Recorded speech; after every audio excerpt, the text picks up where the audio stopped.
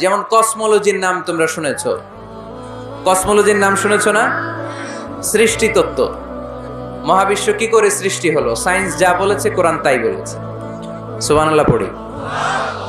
Embryology, যেটা নিয়ে আমার ছোটখাটো কিছু গবেষণা কর্ম আছে। ভ্রূণতত্ত্ব, মায়ের পেটে বাচ্চা কিভাবে ডেভেলপ করে, কোরআন যা বলেছে সায়েন্স তাই বলেছে। হিউম্যান অ্যানাটমি, মানুষের দেহের কার্যকারিতা কিভাবে কি কাজ করে, সায়েন্স যা বলেছে কোরআন তাই বলেছে। ফিজিক্স বলে একটা কথা আছে, পড়েছো না তোমরা? পদার্থবিদ্যা, সায়েন্স যা বলেছে কোরআন তাই বলেছে।